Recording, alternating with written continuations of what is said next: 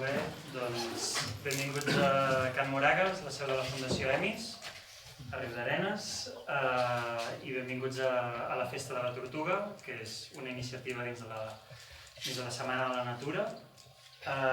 I entre les diferents activitats i actes que fèiem avui, doncs aquesta ens feia una il·lusió especial, el fet de poder portar en Josep Maria Mallarac, que és una persona referent en els temes de medi ambient i també una mica com filosofia ambiental, una miqueta per tots nosaltres.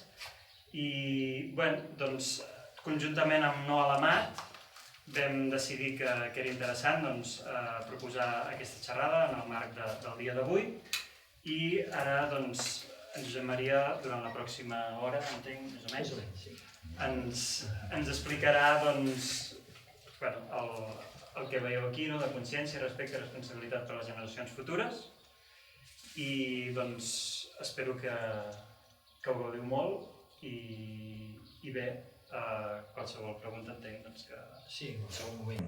En qualsevol moment m'atureu i dialoguem. Exacte. Gràcies. És l'objectiu. Molt bé, doncs moltes gràcies. Gràcies a vosaltres per convidar-me, a la Fundació i a Noa Lamat. Noa Lamat, però sí el nou model energètic i holístic del territori, que no es queden amb el no. Això no, però d'una altra manera sí. Em fa content també que hi hagi persones conegudes i apreciades aquí entre nosaltres i també em fa content que aquesta sala on estem hi predomini el basalt, perquè jo visc sobre d'un volcà i la proximitat dels materials volcànics em fa companyia també. A part que els primers estudis universitaris que vaig fer van ser de geologia i durant molts anys em vaig dedicar al volcanisme, per tant... Però avui aquest títol m'ho van proposar, jo no l'he escollit. Em van proposar que parlés d'això i em varen proposar que em parlés d'una manera que pogués animar, que pogués encoratjar en aquests moments que hi ha gent o hi ha entitats o hi ha organitzacions que porten molts d'anys resistint, fent front i que es poden sentir cansades o desanimades. I vaig pensar de quina manera ho podia enfocar que pogués resultar atractiva i també una mica sorprenent, diguéssim, i espero, a veure, si ho aconsegueixo, diguéssim, no? Començo amb una... consciència, com sempre aquí per la consciència. Començo amb un missatge que va fer públic la Confederació Iroquesa Haudenosaunee, que és el govern democràtic legítim més antic del món en funcionament ininterromput. Potser no l'havíeu sentit a parlar mai, però és així, literalment tal com us he dit. Viuen confinats en petites reserves indígenes al nord de l'estat de Nova York i al sud de la província canadenca de Quebec. Són els supervivents d'una gran confederació que estava al nord-est dels Estats Units i al sud-est de Canadà. La majoria varen ser exterminats, diguéssim, però no han desaparegut i mantenen el govern legítim. I aquest govern té dos òrgans, té dos pols, diguéssim, té dos òrgans que estan organitzats de gènere, diguéssim. Hi ha un consell d'homes i hi ha un consell de dones. I els homes són nomenats per les dones i les dones vetllen que els homes prenguin les decisions d'acord amb la llei i, si no, tenen el dret de cessar-los. Això està bé. Sí, està molt bé. Per això són el govern democràtic en funcionament ininterromput més antic del món. La resiliència és l'adequació a la realitat. I això funciona. Això està demostrat que funciona. Des de l'any 78, que la majoria dels que estem aquí ja érem en aquest món, doncs aquesta gent varen decidir que era el moment de llançar un missatge al món. I us ho tradueixo. Diuen, és un missatge fort, sort que esteu asseguts. Diu, el nostre missatge essencial al món és una crida bàsica a la consciència. La destrucció de les cultures indígenes i dels pobles indígenes és el mateix procés que està destruint i ha destruït la vida en aquest planeta. Les tecnologies i els sistemes socials que han destruït la vida animal i vegetal a la Terra estan també destruint els pobles indígenes. I aquest procés és la civilització occidental. els pobles tradicionals indígenes tenen la clau per revertir el procés de la civilització occidental que amenaça amb un futur de patiment inimaginable, de patiment i de destrucció inimaginable. L'espiritualitat és la forma més elevada de consciència política. L'espiritualitat és la forma més elevada de consciència política. I nosaltres, els pobles indígenes de l'hemisferi occidental, som entre els supervivents en aquest món dels que tenim aquesta mena de consciència. I estem aquí per transmetre aquest missatge.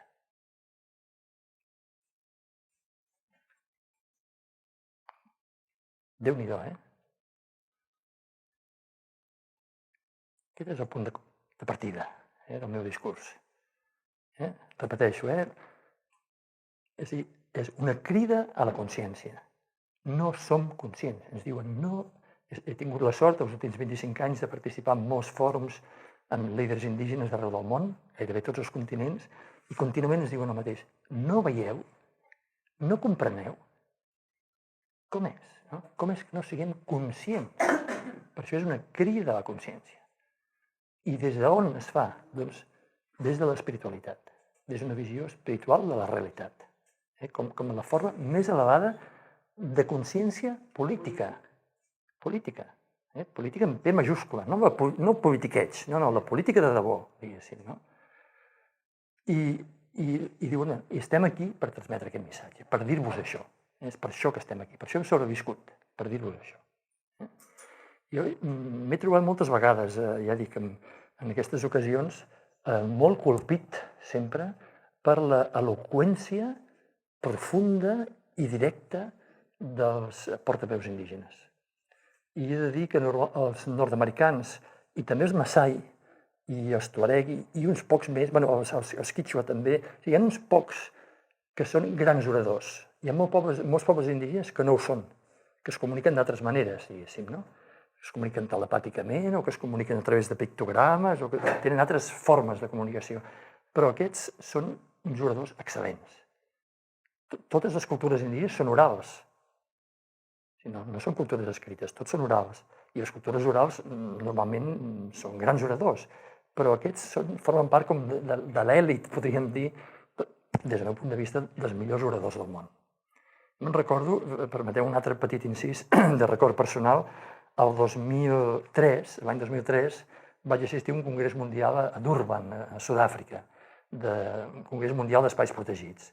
I aquest congrés va ser el primer, per tant, 2003 és segle XXI, el primer en la història, que van permetre que hi assistissin representants indígenes. En tots els altres congressos mundials d'espais protegits havien estat vetats. Vetats. Com pot ser? Doncs era així, no?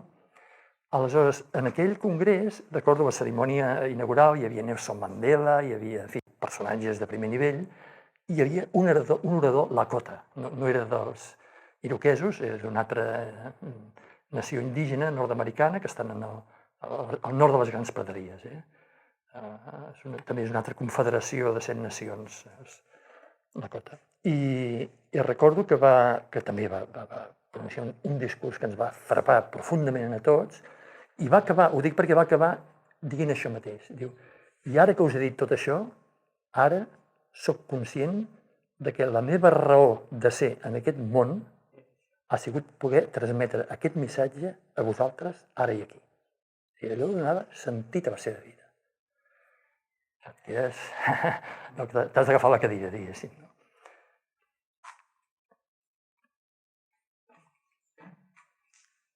Per tant, començo per aquí i ara us poso 4 pinzellades d'alguns pobles indígenes perquè veieu una mica aquesta visió del món.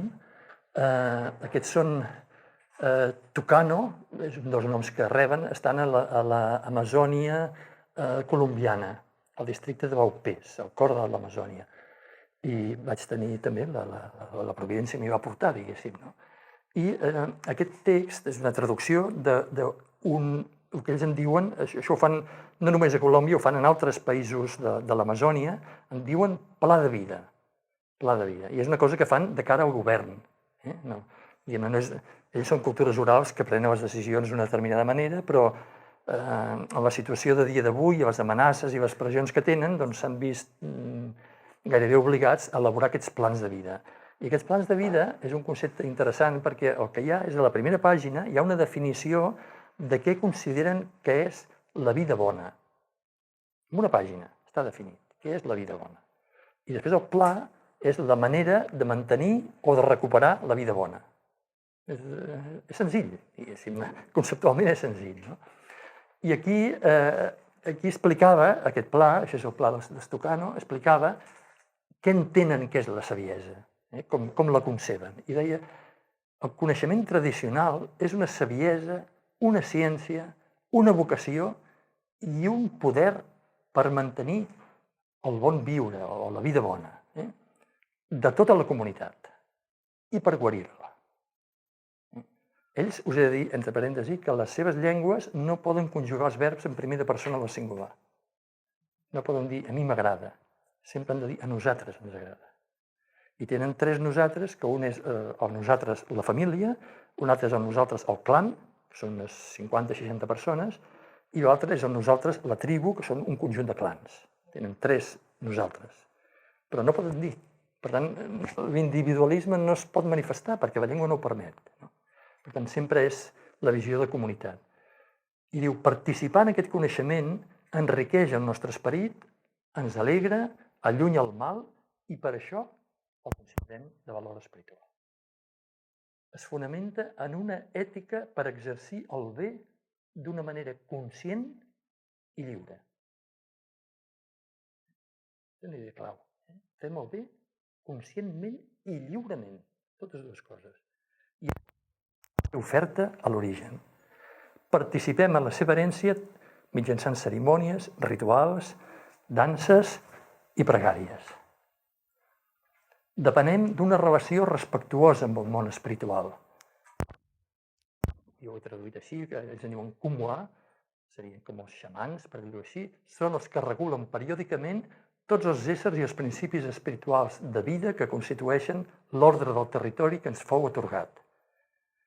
Això és un do que va ser sembrat a la nostra tradició des de l'origen dels temps, per benefici dels éssers humans. I d'aquí procedeix el respecte que la tradició ens ha transmès i que impregna la nostra manera de conèixer, de comunicar i de fer servir tots els elements de la natura.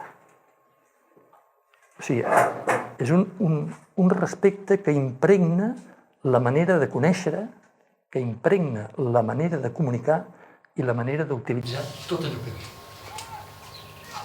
I és per això que aquests pobles, aquestes cultures, han pogut viure milers d'anys al mig de la jungla amazònica, conservant una diversitat prodigiosa d'éssers vivents al seu entorn, una gran part dels quals són verinosos, mortals. De fet, ells s'alimenten de moltes plantes que són verinoses i extreuen els verins, diguéssim, no? En algunes potser és la llavor que és verinosa, en altres és la closca, en altres s'ha de coure per treure el verí, en altres s'ha de filtrar, en altres s'ha de... En fi, multitud de maneres, no? I per què consideren que aquest territori els hi va ser donat? Això és comú en tots els pobles indígenes, en el seu relat de gènesi, diguéssim, no? Que van ser conduïts. Doncs perquè aquest és el millor lloc del món per a ells. Ells ho viuen així. I per tant, com que hi ha aquest vincle sagrat, podríem dir, des de l'origen en el lloc on estan, ells estan disposats a donar la vida per defensar aquest territori. I és per això que a dia d'avui, malgrat tots els genocidis que els últims segles han patit a resultes de la colonització occidental del món, que va començar amb Colom i el regne de Castella, el de Portugal i totes les potències europees que van anar colonitzant el món, ha sigut un procés de 5 segles de genocidis continus. I això no s'ha acabat, continua a dia d'avui, continua, desgraciadament. A dia d'avui, segons dades de Nacions Unides, dels més de 7.000 milions de persones que som en el món, consideren que un 1% serien indígenes. Quedaria només un 1% de la població del món amb la definició que fa servir Nacions Unides. Jo seria partidari de fer servir una definició una mica més laxa, diguem-ne, una mica més flexible, potser seria un 2%. Si hi afegíssim comunitats locals fortament arrelades, potser seria un 3%, un 4%, no més, no més. Gent que té un estil de vida com aquests que us he dit. Doncs bé, aquest, diguem, entre un 1 i 3% de població mundial, a dia d'avui, conserva un 90% de les llengües del món i el 40% de la biodiversitat del món. 40% de la biodiversitat natural i 90% de la diversitat cultural. És prodigiós. És prodigiós. Estan profundament connectats amb la vida. No hi ha altra manera. És una connexió existencial profundíssima, diguéssim, la que tenen amb la vida. Clar, els nostres avantpassats eren indígenes, i tant que sí, durant milers d'anys. Vull dir que els indígenes, primera cosa, ho acabo de dir, diguéssim, malgrat els genocidis, no han desaparegut. Segueix havent indígenes a tots els continents del món, excepte a l'Antàrtida, que no hi han viscut, diguéssim, no? Però fins i tot al nord d'Europa, al nord d'Escandinàvia hi ha indígenes, hi ha el Sami, al nord de Rússia també. De fet, al nord de Rússia i al nord de Sibèria hi ha 17 pobles indígenes diferents. I a Àfrica, i a Àsia, i a Amèrica, òbviament, no? Aquests són contemporanis nostres, diguéssim, no? Però si reculem, si anem a les nostres arrels, per dir-ho així, doncs si reculem una mica més dels ibers, ja són indígenes. I fa cents de milers d'anys que hi ha persones que viuen aquí. Per tant, la immensa majoria dels nostres avantpassats són indígenes. És així. És que són faves comptades. El 98% o el 99% de la història humana, els éssers humans eren indígenes. Que sapiguem, diguéssim, no? La sedentarització, pel que sabem, pot ser que hi hagi altres civilitzacions anteriors, però com a mínim en l'últim cicle de la humanitat, que és el que saben els arqueòlegs, la sedentarització comença fa uns 10.000 anys a l'est, al sud-est d'Anatòlia, que es construeixen els primers santuaris. 5 o 6.000 anys abans de les piràmides d'Egipte. El primer que es construeixen els santuaris, després comencen a créixer els serveis dels santuaris i finalment les petites ciutats a l'entorn d'aquests santuaris. I després això s'estén cap a Mesopotàmia. I a partir d'aquí hi ha un procés gradual, diguéssim, d'urbanització, podríem dir, del món. Durant la immensa majoria de la història de la humanitat no hi ha hagut ciutats. Durant la immensa majoria de la història, fins i tot fins a l'últim mil·lenni, la immensa majoria de la població no vivia en ciutats. De fet, fins fa 4 dies era el 80% de la població que era rural.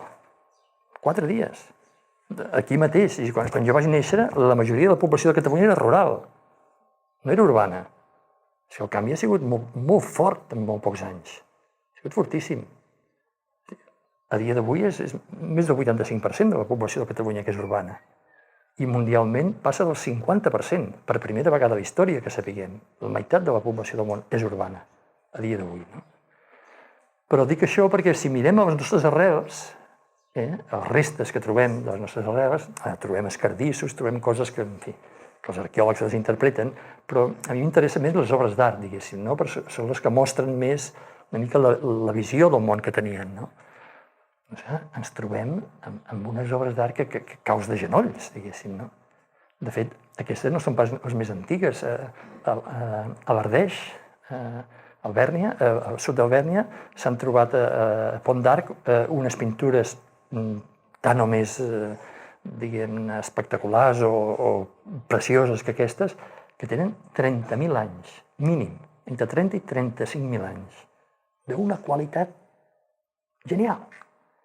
I no 2 o 3, no, cents i cents i cents, és a dir, coves plenes de pintures, immensos santuaris, per dir-ho així, troglodítics, amb unes pintures meravelloses.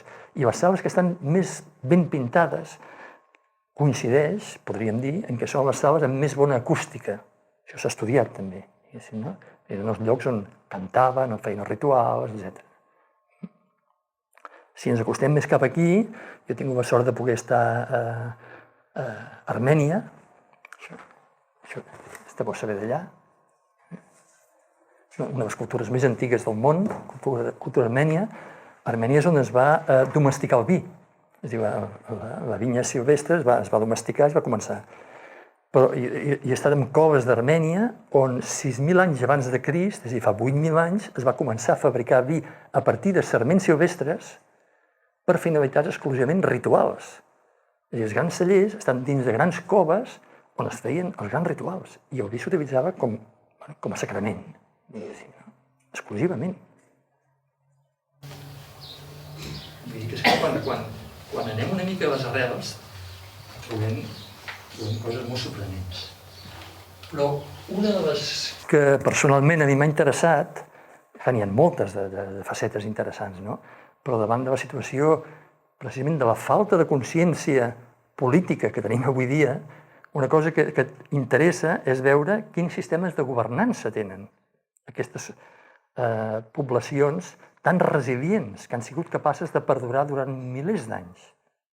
Els aborígens australians es considera que fa entre 30 i 50.000 anys. 30 o 50.000 anys que mantenen la seva cultura. Són unes magnituds que a nosaltres ens desborden completament. Perquè, esclar, és que aquí en 2 segles ha canviat tot. I pensar que una cultura o que una societat pot perdurar, evidentment, adaptant-se bé, perquè la vida demana adaptació contínua, però mantinguent la seva visió del món durant 30.000 anys, ens supera completament, però és real. Doncs bé, aquestes cultures, les més antigues del món, són les que hem destruït, i són les que estem destruint. Jo he estat a Austràlia un parell de vegades i us diré que la gent de la meva edat, quan eren joves, legalment no estaven considerats éssers humans. No va ser fins als anys 70 que els aborígens varen tenir l'estatus d'éssers humans i després d'estatus de ciutadans. Estaven en una mena de categoria indefinida entre les plantes i els animals i els colonitzadors. Era com un llims estrany, diguéssim, no? Pot ser possible? Doncs sí. Doncs era així. I d'atrocitats no n'explicaré més, no? Però sí vull remarcar aquesta qüestió de la governança, diguéssim, no? Hi ha molta diversitat de sistemes de governança diferents, certament, perquè la diversitat de pobles indígenes és enorme. I també no voldria que ningú pensés que els idealitzo i que pensi que els pobles indígenes no poden corrompre's i decaure, que ho fan, o poden fer, diguéssim, i evidentment si es corrompen i decauen s'exterminen, vull dir, s'extingeixen i s'ha acabat, diguéssim, no? Però n'hi ha que no s'han corromput i s'han mantingut íntegres durant segles o mil·lennis, o desenes de mil·lennis. I aquests, des del meu punt de vista, són els mestres de la sostenibilitat. És així. O sigui, què és sostenible? És sostenible allò que perdura. Doncs on són els mestres de la sostenibilitat? Doncs les cultures que han sigut capaces de perdurar més segles al llarg de la història. I com s'ho han fet? Doncs, a través d'una determinada visió del món, d'uns sistemes de valors, d'uns sistemes de governança, d'unes formes d'alimentació, d'una forma d'entendre la salut, d'entendre la vida, d'entendre la mort, tot això radicalment diferents de les que tenim nosaltres. I per això nosaltres estem immersos en unes tendències insostenibles, completament insostenibles. Vol dir que no poden durar gaire. De fet, ja s'està esfondrant ara mateix la civilització industrial occidental, diguéssim, no? Doncs una cosa que m'ha cridat molt l'atenció és que tendeixen a prendre les decisions per consens. No hi ha sistemes democràtics. És a dir, hi ha unes persones que són considerades autoritats, normalment persones ancianes, en alguns ja dic amb equilibri de gènere, en uns poden ser homes, en uns són dones, en fi, hi ha molta diversitat, però normalment són persones ancianes que han viscut la seva vida impecablement i això els dona dret a formar part dels consells. Perquè al llarg de la seva vida no han fet cap malifeta, no han fet res que en els codis d'aquests pobles fos plasmable, diguéssim, no? Aquests són els que tenen dret a estar en els consells. I després les decisions es prenen per consens. Si no hi ha consens, no hi ha decisió. Això és molt fort. Això és molt fort. Clar, direu, és que això és quasi impossible de pensar que avui dia es pot funcionar així. Però ells ho estan fent, i fa milers d'anys que ho estan fent. Clar, demanen molta paciència, demanen molt de diàleg. Però quina és l'explicació? O sigui, quin és el punt de vista seu? El punt de vista és que la unitat és un bé suprem.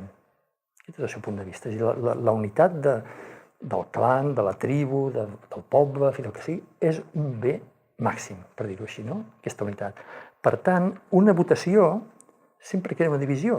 Sempre hi ha una majoria, hi ha una minoria, i això separa, això divideix, diguéssim, no? En canvi, el consens pot ser dificultós, però finalment, quan s'arriba al consens uneix. I per això també els seus sistemes de resolució de conflictes, que en tenen, lògicament, els seus sistemes de resolució de conflictes no es basen mai en la llei. I parlo, evidentment, de les seves lleis. No parlo de les lleis dels colonitzadors, no, les seves pròpies normes. No es basen en aplicar les seves lleis. Tendeixen, la majoria de sistemes de resolució de conflictes, tendeixen a buscar, o sigui, a orientar-se a la reconciliació, a tornar a unir les parts enfrontades. I això comporta perdonar, comporta cedir, comporta tenir molt de temps, anys a vegades, comporta que les famílies o que els clans s'involucrin en aquest procés, no són només persones, enteneu? Tot això està molt ritualitzat, és lent, diguéssim, però finalment és orgànic. Ells tenen clar que la natura, això ho comentaré una mica més endavant, és mare i mestra, diguéssim, no? No només és mare, és mestra també. Per tant, estan molt atents a tot el que la natura en cada moment els està ensenyant. I la natura mai té pressa, però en un moment donat pot ser implacable. Quan passa un moment, passa això, aquest mata aquest, i es restableix un altre equilibri, diguéssim, una altra harmonia. Hi ha una tendència a l'equitat, diguéssim, sobretot si són pobles nòmades, molt més. Quan són sedentaris tendeix a haver-hi més acumulació i tendeix a haver-hi més desigualtat, però els pobles nomàdics tendeixen a ser molt igualitaris. Entre parèntesis, tots els nomàdics es consideren superiors espiritualment als sedentaris. Tots consideren que el sedentarisme és una caiguda espiritual, tenen claríssim. Igualment que consideren que posar la llengua per escrit és una decadència terrible a la qual la majoria d'ells no estan disposats a caure, no volen caure tan avall. La llengua és sagrada, és viva, i per tant no es pot posar en un paper. No, és com matar-la, diguéssim, no? A més, quan està en un paper, vés a saber on va parar, i vés a saber com l'entenen, i com l'interpreten. Per tant, quins són alguns dels valors fonamentals d'aquests pobles? Doncs l'honor, la dignitat, la veritat, el caràcter sagrat de la paraula, i una memòria prodigiosa. Això és comú a totes les cultures orals. La meva àvia, la meva padrina, en pau descansi, jo em dic Josep Maria perquè la meva padrina es deia Maria, el meu padrí es deia Josep, té un gran esforç d'imaginació, li posarem Josep Maria. Doncs la meva padrina, que no havia après mai a llegir i escriure, tenia una memòria prodigiosa. Ella em deia els seus avantpassats, es remuntava la seva memòria fins al segle XVI. Això ja ho hem perdut completament. La memòria que tenen les cultures orals ens sembla una cosa gairebé sobrehumana. Però, esclar, és que, com tot, és una qualitat que s'exercita o no. I si no s'exercita, s'atrofia. I nosaltres, com que tot ho tenim escrit o ho tenim en ordinadors, doncs no exercitem la memòria, amb la qual cada vegada és més petita, i ja no ens en recordem del que hem fet fa 5 anys i dels errors que va cometre el govern fa no sé quan. Vivim completament desmemoriats, diguéssim, no? Aquesta és una altra imatge que us volia presentar breument per acabar aquesta primera part, que mostra la correspondència que hi ha entre la diversitat cultural i la diversitat natural. I com a indicador de diversitat cultural, les llengües. Llavors, cada punt negre que veieu aquí, cada puntet negre, és el centre de difusió d'una llengua. I en llocs del món ja veieu que són atapeïts de llengües. Aquí es parla de 20.000 o 30.000 llengües diferents. I per l'estat espanyol sembla que 4 llengües ja és un problema, no? Però bueno, hi ha llocs del món que n'hi ha cents o mils de llengües dins d'estats contemporanis, diguéssim, no? I amb colors verds cada vegada més foscos hi ha les àrees amb més diversitat de plantes vasculars, de plantes superiors, diguéssim, no?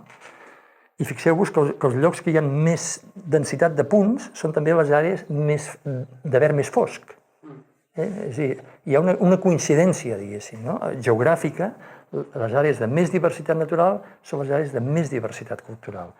Per tant, de fet, aquesta separació que fem cultura-natura és un artefacte occidental. O sigui, tots aquests pobles que us dic no fan la separació de natura i cultura. Ells són natura i ells són cultura també, però diguéssim, però no hi ha separació.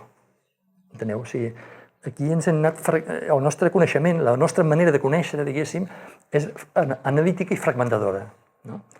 I clar, quan analitzes, la capacitat analítica et permet aprofundir molt en un determinat sector, però per aprofundir més has de reduir més, i per aprofundir més has de reduir més, i finalment arribem als superespecialistes que ho saben quasi tot de quasi res. I és així, és una paradoxa, no? I aleshores, clar, tant de coneixement de tantes coses separades, es ve el problema de dir, i tot això com es relaciona? Esclar, com fem una síntesi d'aquest coneixement? Aquí la ciència moderna moltes vegades naufraga, té una incapacitat, podríem dir, el mètode analític té una incapacitat moltes vegades de fer síntesis, mentre que la seva visió del món és holística.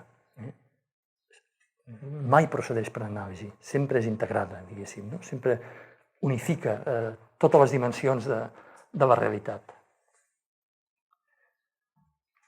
Per tant, la resiliència, de la qual es parla, o la sostenibilitat, que vindrien a ser termes més o menys similars, perquè resiliència vol dir la capacitat de recuperar-te quan hi ha una pertorbació, finalment, no? Catalunya és un poble resilient, els catalans som un poble resilient perquè ens han intentat esclafar moltes vegades i hem tornat a aixecar el cap, torna a esclafar, torna a aixecar el cap, i així successivament, no? És una capacitat de resiliència que tenim, no? La resiliència, finalment, què és, si ho mires a fons? És adequació a la realitat. Una cosa que no s'adequa a la realitat, quan rep pressions o impactes molt forts, s'acaba, s'extingeix, diguéssim, no? O desapareix. Per tant, tots aquests sistemes de governança que us parlava són eines, podríem dir, que contribueixen a fer efectiva aquesta resiliència. I un altre aspecte que aquest el volia destacar, en connexió, evidentment, amb els de Noll Amat, diguéssim, no?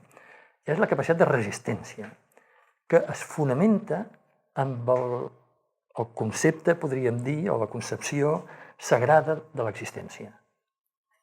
Aquest, evidentment, és el nom que hi posem nosaltres. La majoria d'aquestes llengües no tenen el concepte de sagrat, perquè en la seva visió del món tot és sagrat. Per tant, ja no necessiten aquesta paraula, no hi ha res que sigui profà, per dir-ho així, no? Per tant, la paraula ja no.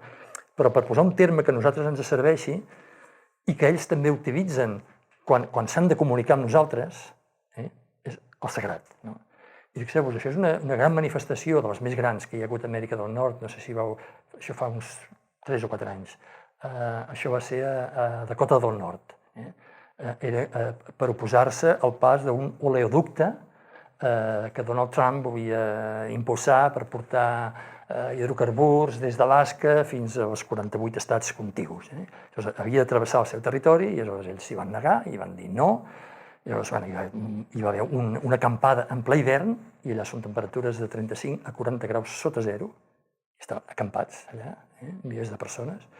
I en aquestes manifestacions, fixeu-vos, defensem el sagrat. Això a nosaltres ens deixa una mica també com descol·locats, diguéssim, no? Nosaltres potser diríem defensem la terra, no? El nostre himne ens diem som defensors de la terra. Per ells la terra és sagrada. Per tant, el que defensen és el sagrat, diguéssim, no?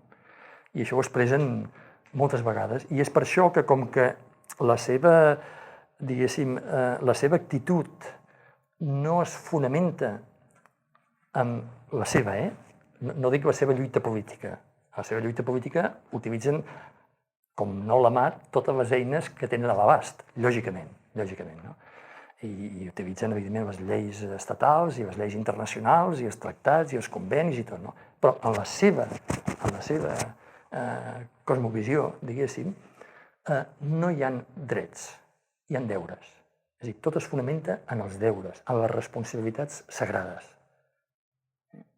Sí, així com aquí, a l'Occident, diguéssim, des de la Revolució Francesa es van codificar els drets humans i tot ha sigut un desenvolupament dels drets humans, ells el que han desenvolupat són els deures humans, no els drets humans. I no és que neguin els drets, evidentment, però queden com implícits en la mesura en què compleixes els deures. Si tu compleixes tots els teus deures, tindràs uns drets, diguéssim. Si no els compleixes, no. No tinguis cap expectativa, perquè no, si tu no compleixes els teus deures, no. Per tant, és aquesta concepció de que tenen deures no només envers el seu poble, sinó envers tots els éssers vivents, i això inclou no només plantes i animals i minerals que consideren vivents, sinó també molts d'éssers que nosaltres considerem immaterials, diguéssim, invisibles, esperits, etc. I també tots els que no han nascut encara. Perquè la majoria d'aquestes llengües indígenes no permeten conjugar els verbs ni en futur ni en passat. Sempre estan en el present. Per tant, els ancestres estan presents. I els que no han nascut també estan presents. Això pot semblar-nos també molt difícil de pair, diguéssim, no? Però bueno, us dono aquestes claus que finalment són les que expliquen, en el fons, per què han sigut tan resilients o per què són tan resilients aquestes cultures. Perquè estan sempre atents als deures que tenen envers els ancestres i als deures que tenen envers les futures generacions, en el cas dels iroquesos fins a la 7a generació. Aquestes actituds explica que cada any centenars de líders indígenes del món siguin assassinats, cada any. És a dir, proporcionalment, també n'hi ha que no ho són d'indígenes, sobretot en moviments socials i en moviments ecologistes, però proporcionalment la majoria són indígenes, dels que són assassinats. I per què? Doncs perquè no estan disposats a cedir. Perquè per ells és molt més important mantenir-se que no pas perdre la vida, que hi dona una importància secundària. O sigui, perdre aquesta vida no és massa important. L'important és viure dignament, viure en plenitud, en rectitud, diguéssim, no? El temps, més curt o més llarg, que ens hagi tocat viure aquí. Berta Cáceres potser en vau sentir parlar, de l'assassinat de Berta Cáceres, és un cas que se n'ha parlat molt perquè havia rebut el Premi Goldman, però el que no és tan conegut és que abans havien assassinat el seu marit i ella va continuar lluitant. Després van assassinar els seus fills, ella va continuar lluitant, no es va aturar. Al final van haver d'assassinar ella. Però la gent que hi ha darrere continua lluitant. I és així. O sigui, si un 1% de la humanitat conserva el 40% de la biodiversitat, és per això. Perquè estan disposats a donar la vida.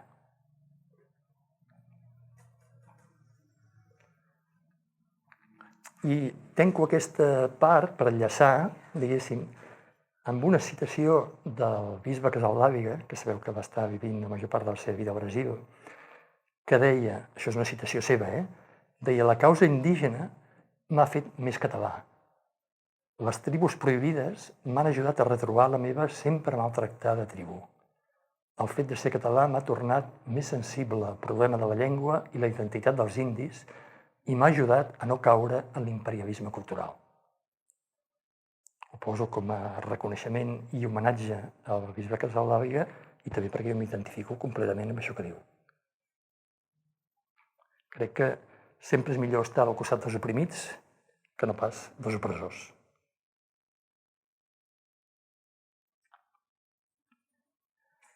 Aquí posava tortugueta.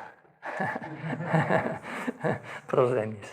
Això va ser una jornada que vam fer fa un parell d'anys al Lot, que reflexionàvem sobre aquesta pregunta: és viva la Terra?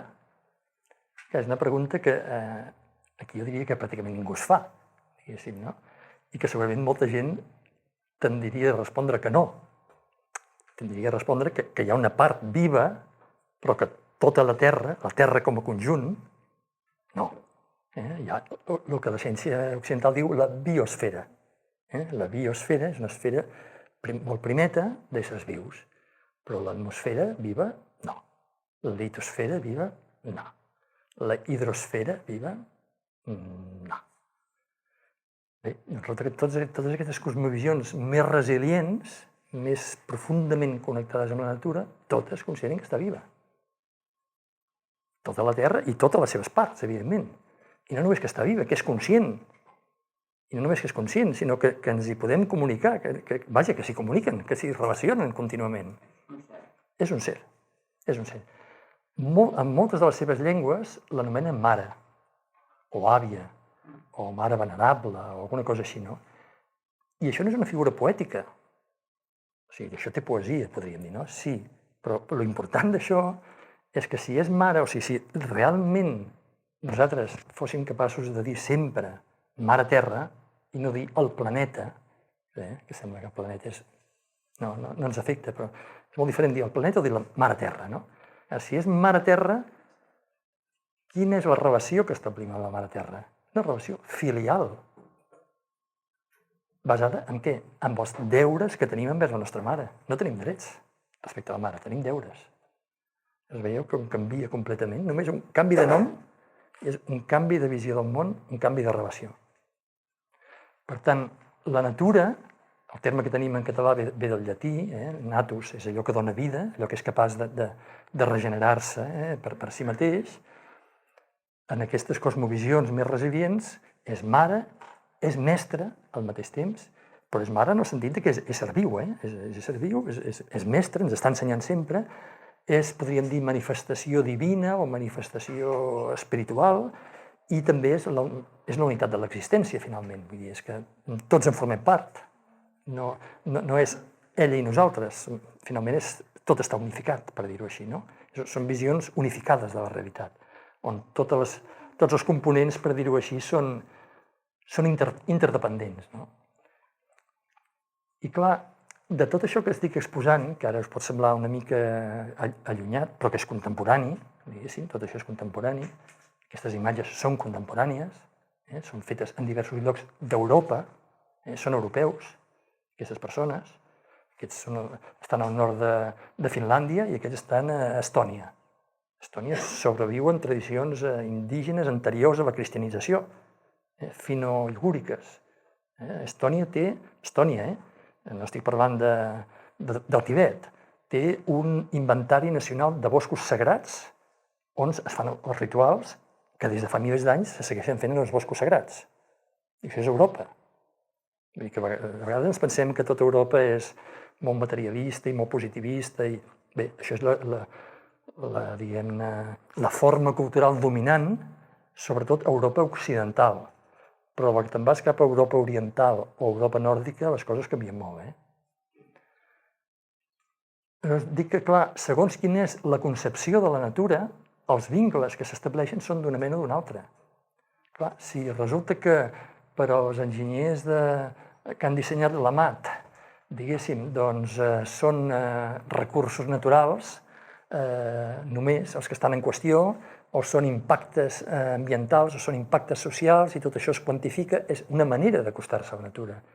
Si la natura és mare o és mare natura o és mare terra i és sagrada, evidentment el vincle és completament diferent.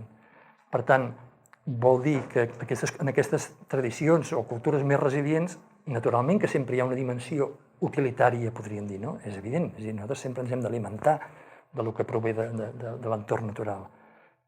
Tots ho fan, evidentment, no? Però això no és determinant.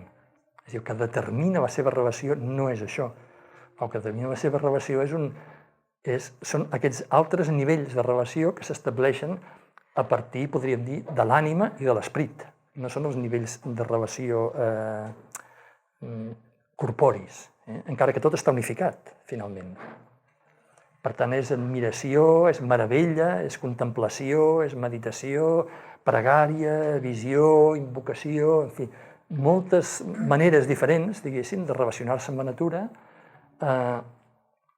i amb els esperits de la natura i amb els guardians de la natura i amb el que en podríem dir també o àngels o el que sigui, no? Tutelars, etc. Per tant, i amb això recapitulo, la natura, com la conceben? Doncs posant-hi paraules nostres, diguéssim, no? Com a santa o com a sagrada o com a meravellosa o com a misteriosa, digueu-hi com vulgueu, però finalment amb valors intrínsecs.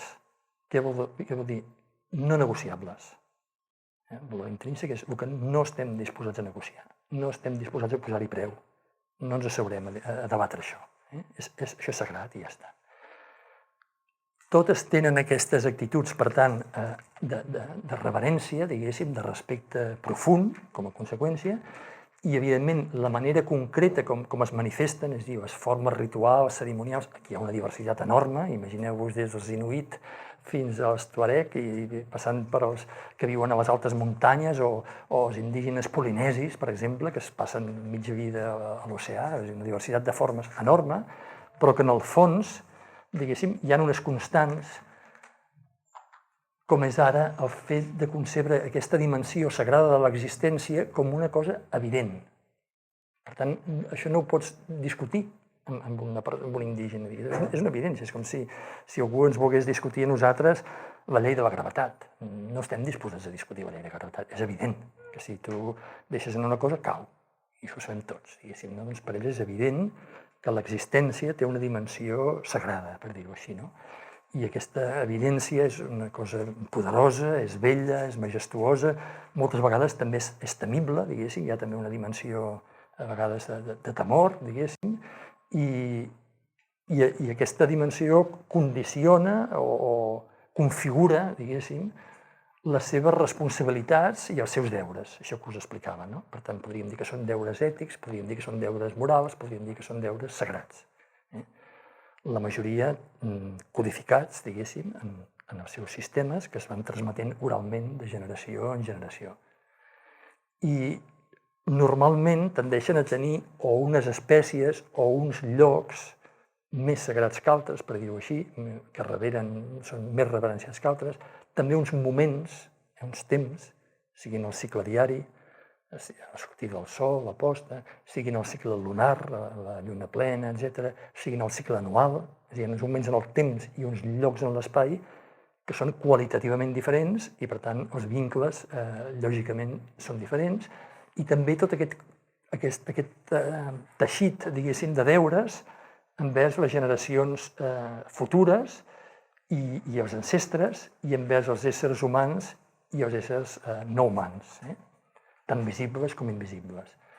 I, finalment, aquesta concepció de la transgressió, és a dir, què passa quan transgredim les normes sagrades per mantenir l'harmonia del món, diguéssim, no? Què passa? Doncs totes les tradicions, tant les orals com les escrites, fixeu-vos, les escriptures sagrades de la humanitat, totes tenen relats que ens parlen de transgressions i de destruccions massives, no? Digue-li diluvi universal, digue-li foc sobre Sodoma i Gomorra, digue-li com vulguis. Per als Hopi, el món ha sigut destruït 4 vegades, tot, la seva cosmovisió, diguéssim. Per tant, consideren que la transgressió, diguéssim, la profanació, digueu-ho com vulgueu, té unes conseqüències que reverberen més enllà dels que han comès aquell malifeta, diguéssim, aquell delicte, i reverberen també en diversos nivells de realitat. Això està molt ben representat en la pel·lícula El Senyor dels Anells, que segurament heu vist, diguéssim, no? O potser heu llegit la novel·la, la tríada d'en Tolkien, no? El Senyor dels Anells està inspirat en una èpica que es diu Kalevala, una èpica nòrdica de Finlàndia, concretament. I allà es veu com, precisament, els efectes del mal reverberen a través dels segles i els mil·lennis, fins i tot, diguéssim, no? I això és una característica comú en aquestes cosmovisions. I això, evidentment, contribueix molt a refrenar, precisament, les transgressions, perquè no seràs tu només qui pagarà els efectes d'aquella transgressió. Seran moltes generacions, potser cents de generacions, darrere teu, que estaran patint les conseqüències de la transgressió. I bé, això ho deixo aquí. I ara enllaço més amb els temes de conservació. Tot això era potser més com filosòfic, podríem dir, o més de principis. Però ara veureu com s'enllaça molt bé una cosa amb l'altra. Això és un fragment de la declaració final de l'Assemblea General de la Unió Internacional per a la Conservació de la Natura, que és l'organització d'organitzacions conservacionistes més important del món, el congrés que es va fer el penúltim. Se'n fa un cada 4 anys. L'any passat se'n va fer un a Marsella, però aquest va ser, degut a la Covid, va ser, en fi, més telemàtic que no pas presencial. L'últim que s'ha fet plenari, diguéssim, presencialment, va ser aquest de Hawaii, el 2016, i en les resolucions finals, consensuades per tots, i estic parlant d'un congrés de 8 o 10.000 persones, de representants d'organitzacions d'arreu del món, deia, per enfortir la cultura de conservació hem de veure més enllà dels mitjans purament tècnics. Moltes vegades tenim aquest prejudici, per dir-ho així, no? Pensem que això tindrà solució tècnica. No, hem de fer l'esforç per veure més enllà d'aquests mitjans tècnics. Diu, els valors i la saviesa dels pobles indígenes, de les més grans i diverses comunitats religioses i espirituals del món, ens permeten comprendre més profundament els nostres vincles amb la natura. Per incorporar aquests aspectes, els líders espirituals i la comunitat de conservació de la natura, s'han de reunir per compartir els valors que ens uneixen. Artistes, educadors, innovadors, també haurien de contribuir en aquesta visió més ampla. Per tant, fixeu, això és una crida des de les organitzacions conservacionistes i ecologistes més importants del món, una crida a establir aliances amb pobles indígenes, amb comunitats religioses i espirituals d'arreu del món per veure quins són els valors que compartim. Hi ha coses que ens separen, sí, però hi ha coses amb les quals estem tots d'acord. Doncs aquestes que compartim, aquests valors compartits, treballem conjuntament sobre aquests valors compartits. La veritat que tots estem d'acord que volem que la vida humana continuï amb dignitat en aquest món. Hi ha algunes coses molt bàsiques en les que estem tots d'acord. Doncs es pot treballar sobre aquests valors compartits.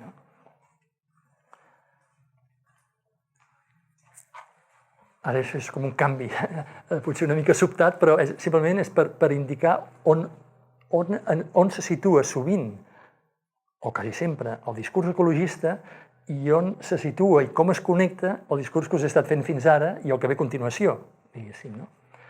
Fixeu-vos que això fa referència, és un estudi d'un parell d'autors, Huygens i Zimmermann, fa referència a com es pot analitzar, com es pot estudiar la relació entre els éssers humans i la natura. Hi ha una dimensió individual, que seria aquesta d'aquí dalt, i hi ha una dimensió col·lectiva, que seria la de baix. Comencem per la individual. Hi ha una part que és, podríem dir, d'actituds, de comportaments, d'accions, que és la part més objectiva, la que podem veure més perquè es reflecteix a fora, i hi ha una part que és més subjectiva, la part precisament de la consciència que dèiem, dels valors, tot això és la part més subjectiva. Amb això crec que estem tots d'acord, no costa gaire d'entendre. I a nivell col·lectiu ens passa una mica el mateix, és a dir, col·lectivament, encara que la societat és molt diversa, però té uns valors dominants, una visió del món dominant, col·lectivament, diguéssim, i també té uns sistemes i unes estructures polítiques, socials, etc., dominants, que són les que configuren la seva relació amb la natura. D'acord? El moviment ecologista, les organitzacions ecologistes, normalment, diguéssim, el que fan és que s'enfoquen aquí. Critiquem, diguéssim, qüestionem, denunciem, etc., estructures, sistemes, diguéssim, accions polítiques, etc. En aquest cas, una línia de molt alta tensió, en un altre serà una tallada de mata rasa, en un altre serà un extermini d'espècies, en un altre serà la destrucció de sòls, en un altre serà la contaminació d'aqüífers, en fi, multitud de coses que provenen de què? Provenen d'uns sistemes i d'unes estructures polítiques. Però poques vegades anem més al fons. És a dir, tot això, per què? O sigui, quins valors de fons hi ha aquí sota? Enteneu? Poques vegades. Normalment la lluita es queda molt en aquest nivell més exterior. I el que us he estat parlant fins ara es situava més aquí, evidentment, en aquest nivell, diguéssim, més subjectiu, però també en el cas dels pobles indígenes veiem com aquí hi havia una unificació, precisament, diguéssim, no?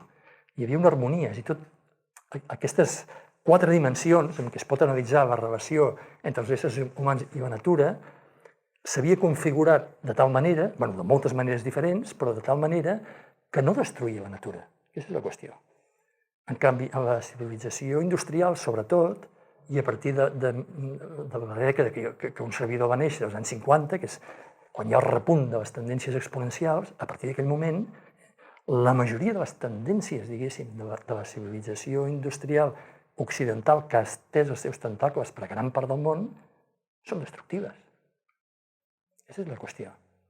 Per tant, això és simplement per entendre per què té sentit, diguéssim, anar a examinar aquests problemes de consciència o aquests problemes d'actituds que estan en el fons d'aquests sistemes, d'aquestes estructures, d'aquestes lleis, d'aquestes formes.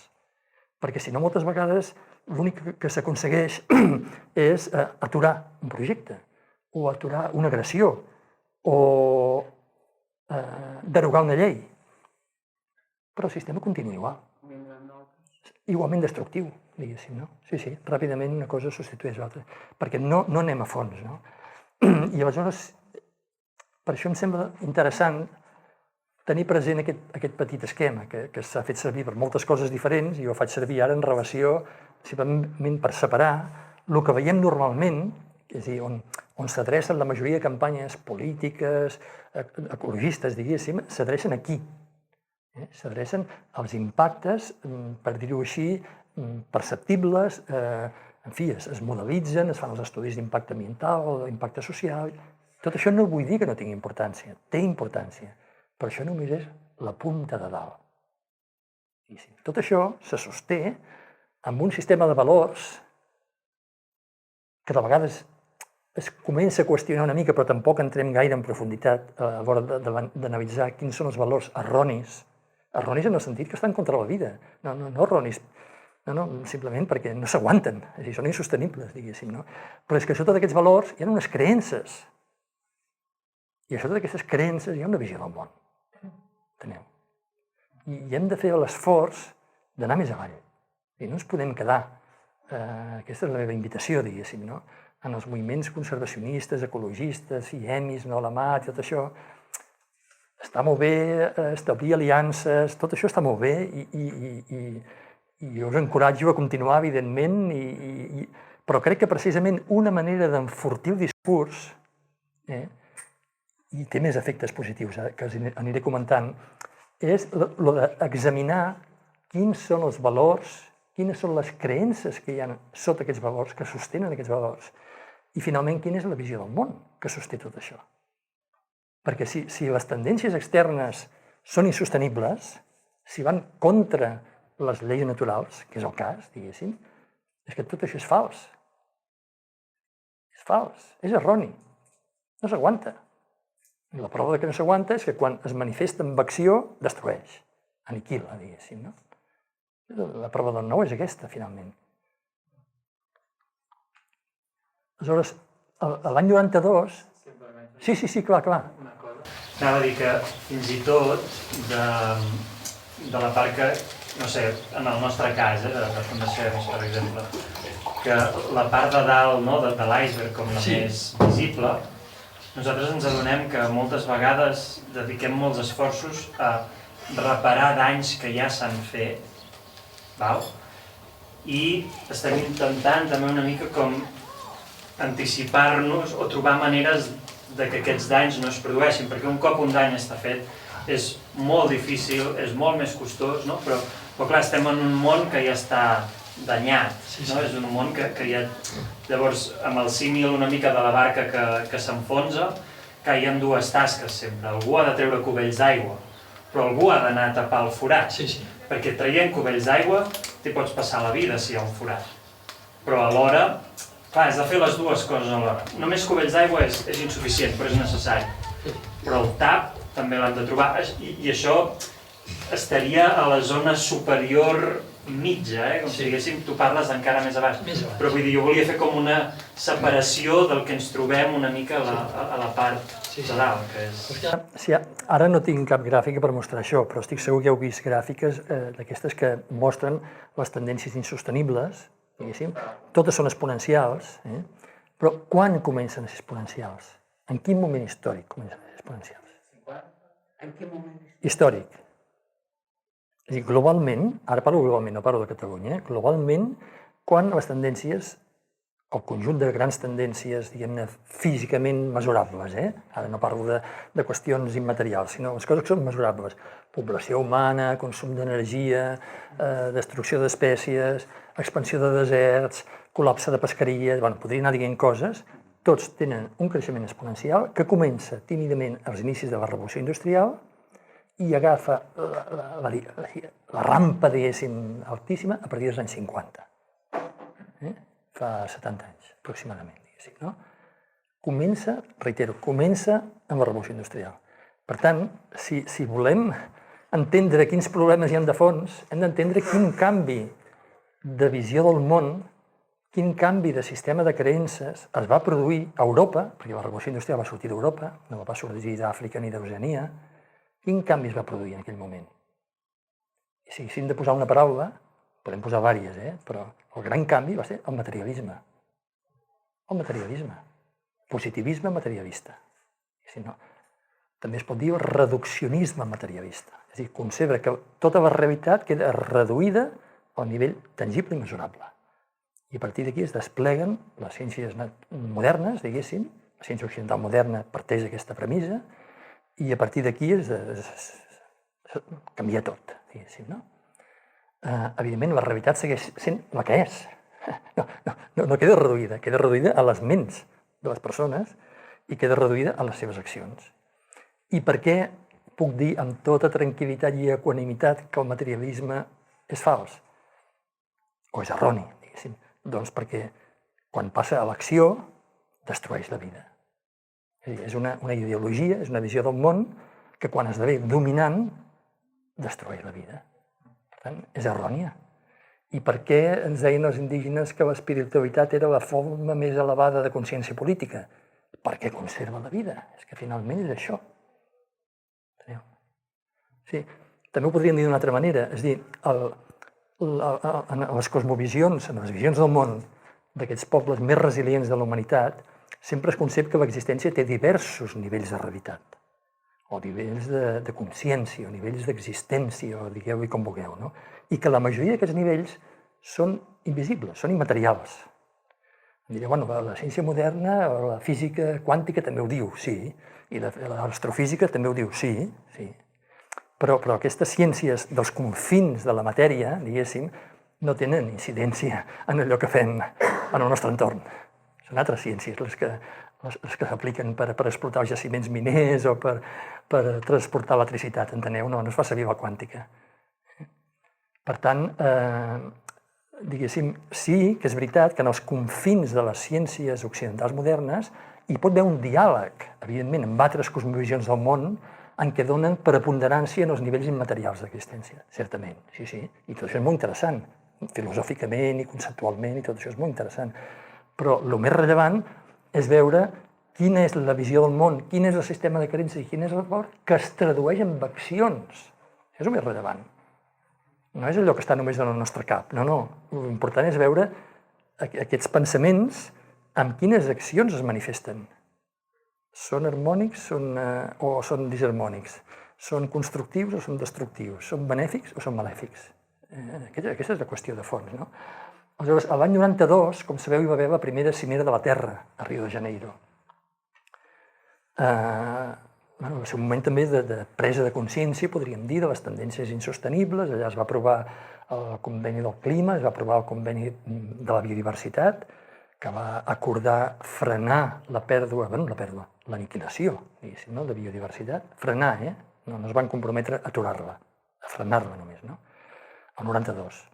Aleshores, poc després, el 93 o 94, no recordo exactament, hi va haver tot un equip d'investigadors del món, liderat per antropòlegs, que varen fer-se una pregunta. I la pregunta era feien una pregunta i després van impulsar tota una sèrie de recerques per respondre a la pregunta. La pregunta era, bé, tenim tots aquests problemes de destrucció, de pèrdua de biodiversitat, però hi ha llocs del món on no. Els llocs del món on no hi ha pèrdues, quins valors, quines creences hi ha que ens permeti entendre perquè hi ha llocs del món que no hi ha pèrdues. I llavors van fer tota una exploració molt gran arreu del món, això va donar lloc a 2 congressos internacionals, amb tot un programa que va auspiciar el Programa de Nacions Unides per al Medi Ambient, i finalment va donar lloc a un volum que tinc així, amb més de 1.000 pàgines, molt totxo, diguéssim, i es diu Valors culturals i espirituals de la biodiversitat, diguéssim, de la diversitat de la natura. I finalment, per resumir-vos amb una frase, diguéssim, tot aquest treball de recerca, el que mostra és que els llocs del món, que són molts, on es conserva o es conserva millor o es perd menys biodiversitat, és perquè hi ha uns valors i unes creences i unes visions del món, diguéssim, no materialistes. És així. No utilitaristes, no productivistes, no explotadores, podem anar posant adjectius, diguéssim, no? Em podríeu dir, bueno, tot això ja ho sabíem, bueno, però es va documentar, diguéssim, no?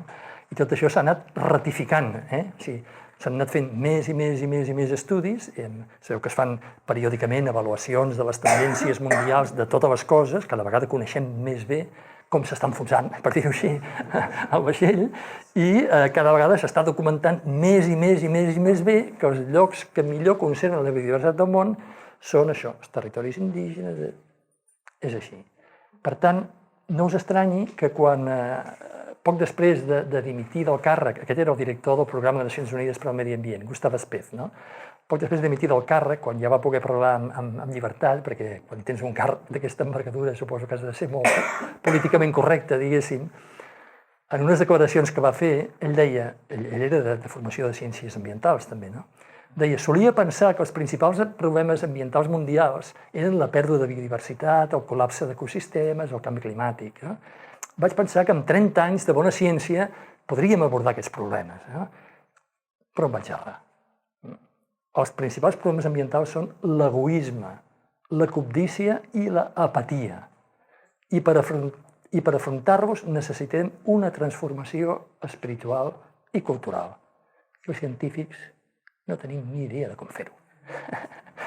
Era molt franc, no? Aquest és el fons de la qüestió. Fixeu-vos, ell el que fa aquí és que baixa el nivell dels valors. Enteneu? O sigui, no es queda i tot això passa, sí. El canvi climàtic, evidentment que estem en una crisi climàtica, evidentment que estem en una crisi... Però per què? Perquè els valors que dominen són l'egoisme, la cobdícia i l'apatia. Abans de començar em parlaves de la dispersió i el desencís i el desengany. Això què porta? Porta l'apatia, a no reaccionar. Que la gent es queda desmotivada, no hi ha res a fer, tot s'esfondra, no sé què... Doncs, si ens quedem així, evidentment, es precipita tot, diguéssim. Això ho salto. Això són coses que hem fet aquí a Catalunya, però me'n vaig als valors. Continuo amb els valors breument.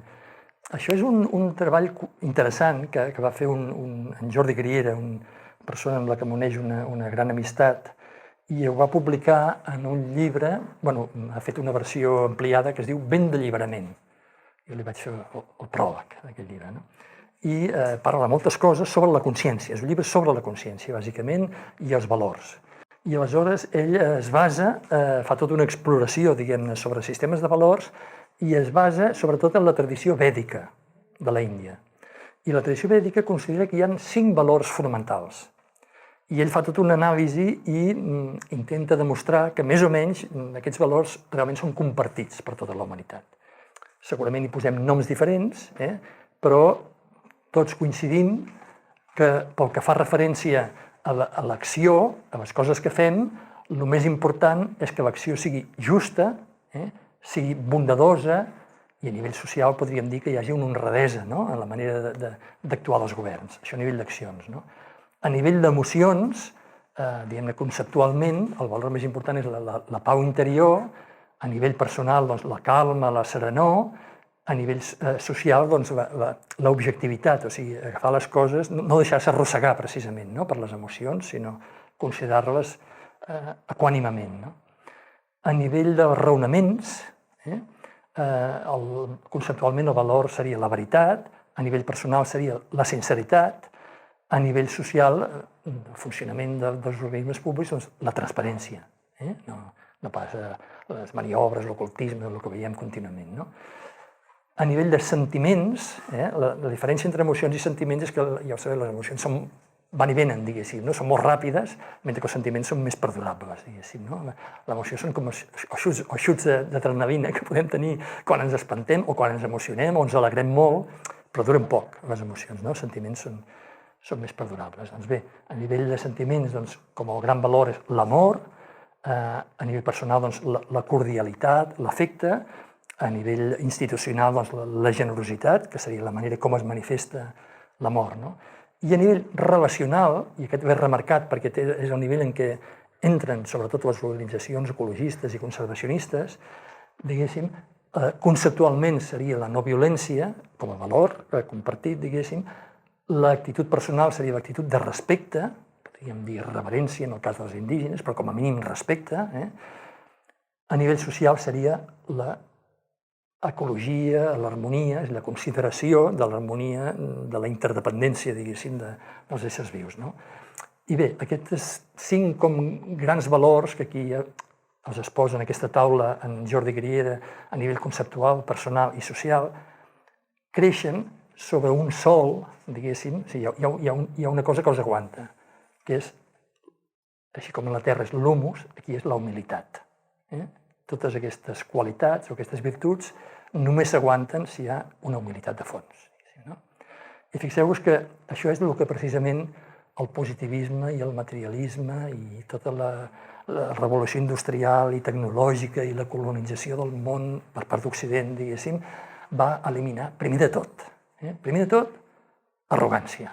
Nosaltres som els millors, nosaltres som els superiors, nosaltres us direm com s'han de fer les coses, els nostres règims, les nostres lleis, les nostres normes, les nostres tecnologies són els millors. Malament.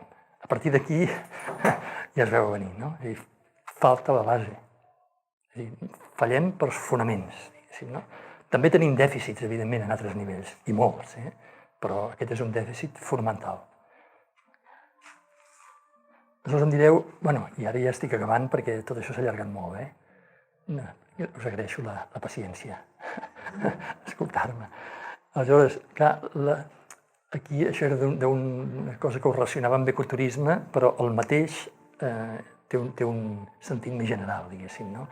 Quins principis o quins grans principis, i ara m'adreço més a les entitats, diguéssim, no? Quins grans principis derivats d'aquests valors compartits podem utilitzar per guiar les nostres accions? Doncs el principi de precaució, que és com el primer principi de sostenibilitat, que com a virtut seria la virtut de la prudència. És que jo encara soc d'una generació que vam estudiar el catecisme de petit, hi havia una cosa que eren virtuts cardinals. La primera virtut cardinal era la prudència, la segona era la justícia, la tercera era la fortalesa i la quarta era la temperança. Això segueix vigent, diguéssim, no? La prudència, el principi de precaució, que està íntimament connectat a la saviesa, òbviament, el principi de responsabilitat, no només respecte al present o no només respecte als nostres amics o companys o a la nostra empresa o al nostre poble o a la nostra nació, sinó conjunt. El principi d'equitat intergeneracional, entre generacions, per tant, envers els nostres descendents. Nosaltres potser se'ns fa molt difícil pensar que tenim obligacions amb els nostres ancestres, però com a mínim sí que podem concebre que les tenim envers els nostres fills, nets o besnets. El principi, per tant, de consum responsable, és a dir, aquesta responsabilitat, diguéssim, s'ha de traduir en la manera que comprem, venem. Principi d'informació i transparència informativa. Són com 5 principis molt aplicables, diguéssim, que deriven directament d'aquests 5 valors generals que us he dit. I això connecta amb el que seria l'ecologia pregona. No? En anglès diu deep ecology. No? És a dir, i per què va sortir un moviment d'ecologia pregona? Doncs perquè precisament l'altra, podríem dir, l'ecologia científica, es queda a la superfície. Es queda a la superfície en el nivell tangible i mesurable. I en aquest nivell funciona molt bé, diguéssim, no? Però ja sabem que la realitat no s'exhaureix en aquest nivell. Per tant, hi va haver una sèrie de pensadors, aquí destaco dos, Arnold Naes i Raymond Panikkar, que van concebre aquest concepte d'ecosofia. No ecologia, sinó ecosofia, la saviesa de la Terra. No? I aquests serien una sèrie de principis de l'ecologia pregona. És una altra manera de derivar principis guia, això són guies d'acció, després us passaré aquesta, no cal que prengueu nota, no? I més està enregistrat això. Sí, doncs són principis guia que serveixen per què? Per orientar en moments de dubte o de confusió. I a vegades ho tens molt clar, el que has de fer o deixar de fer, però altres vegades que no està tan clar, doncs bé, un principi d'aquests et pot ajudar, et pot orientar. No? Tota vida, tant si és humana com no humana, té un valor intrínsec. Que tota tingui valor intrínsec no vol dir que tingui el mateix valor intrínsec, però tota té valor intrínsec. La riquesa i la diversitat de la vida són valors i contribueixen a la nostra realització, no en podem prescindir. La humanitat no té dret a reduir la riquesa i la diversitat de la natura excepte per satisfer necessitats bàsiques per la nostra supervivència. L'impacte humà en el món natural no humà, perquè el món natural també és humà, però el que és no humà a dia d'avui és excessiu i la situació empitjora molt ràpidament. La vida humana plena és compatible amb un decreixement substancial del consum i de la població actual, i perquè puguin perdurar els altres éssers en aquest món, ho hem de fer. Hem de canviar, per tant, radicalment les polítiques actuals. Aquest canvi demana posar la qualitat de vida per damunt del nivell de vida, aquests indicadors que es basen en el consum purament material, desmesurat, diguéssim, i acaba dient aquests principis de l'ecologia profunda, que qui subscrigui aquests punts té el deure d'intentar aplicar els canvis necessaris directament o indirectament. És a dir, si realment creieu que això us ressona, si us adheriu, doncs no us podeu quedar amb els braços plegats, sinó que heu de procurar fer allò que estigui al vostre abast. No més, però no menys tampoc. Cadascú en el lloc on està, amb les responsabilitats que té, etc. Això no ho salto perquè ja acabem. Ja tenia moltes coses, potser unes miques masses. Dues més i acabo.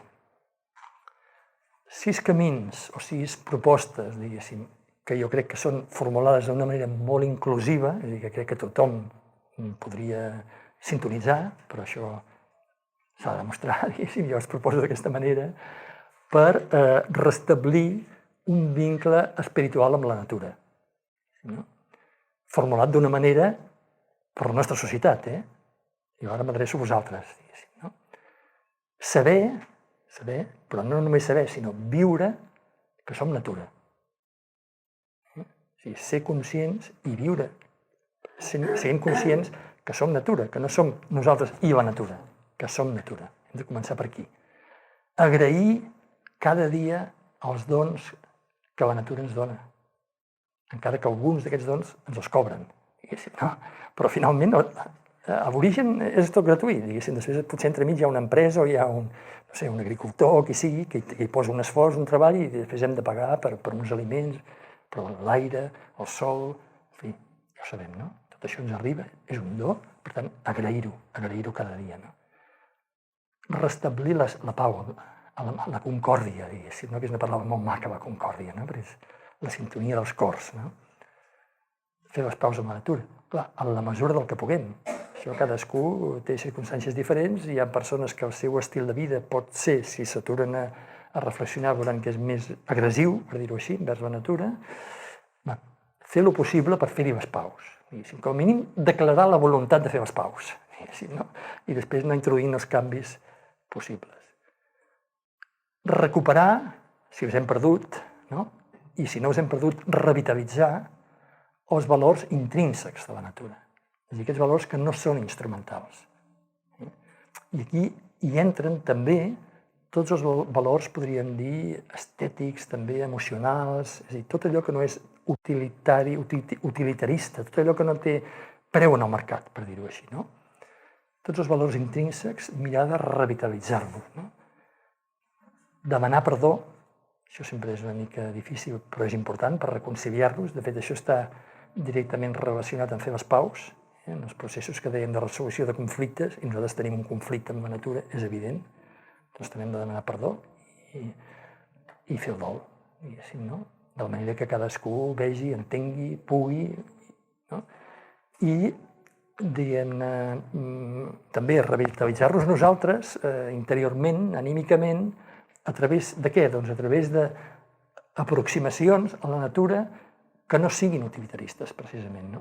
Això no treu que si alguns de vosaltres treballeu, potser n'hi ha molts aquí que teniu un hort, jo en tinc un d'hort, evidentment, doncs una part del dia, diguéssim, la destinem a aquestes activitats, certament, però hi ha la possibilitat de contemplar, hi ha la possibilitat de meditar, hi ha la possibilitat de pregar, hi ha moltes possibilitats, moltes altres maneres de relacionar-nos, i a vegades aquestes coses, que hi ha molta gent avui dia que fa pràctiques de meditació, de qigong, de no sé què, de ioga, etc.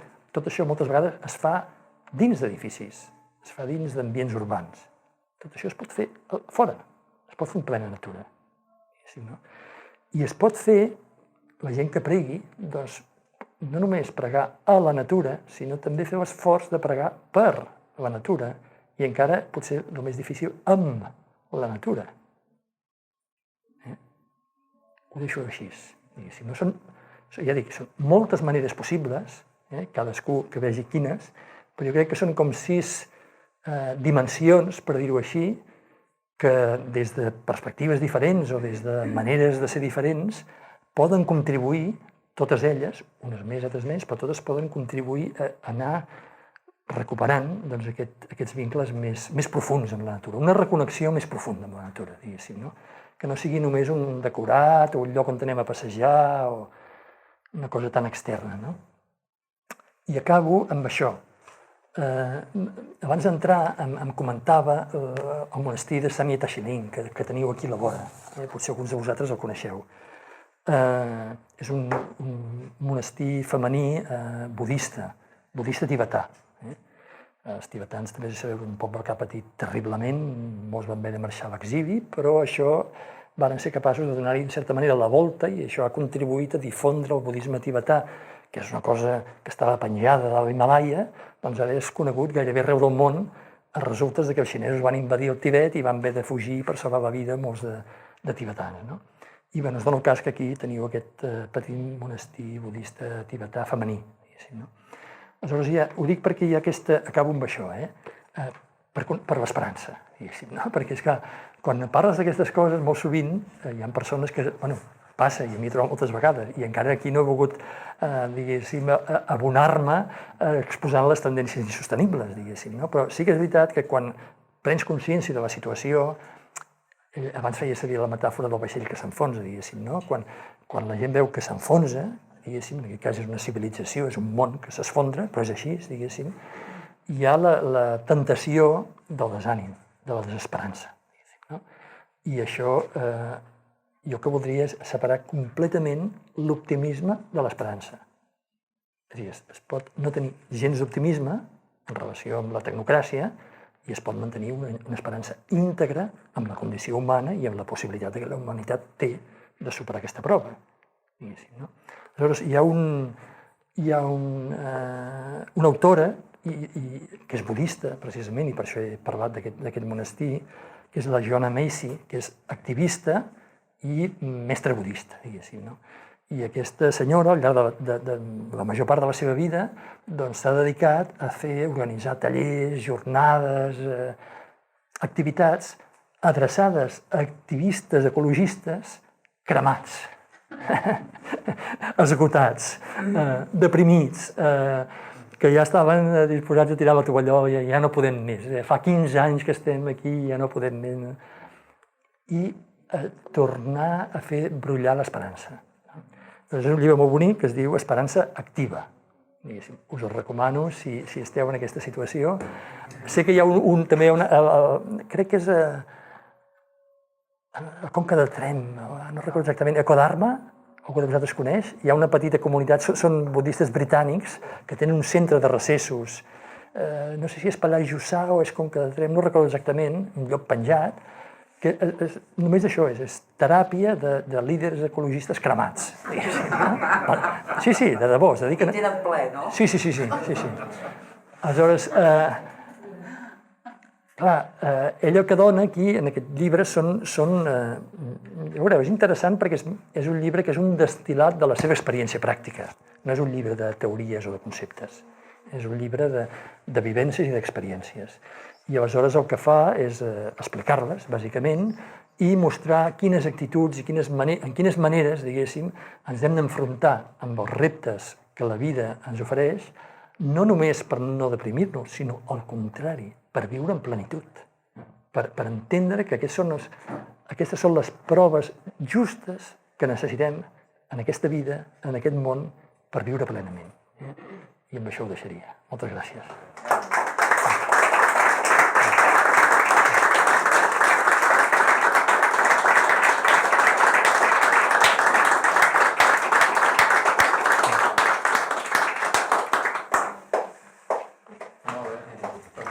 Moltes gràcies, Josep Maria.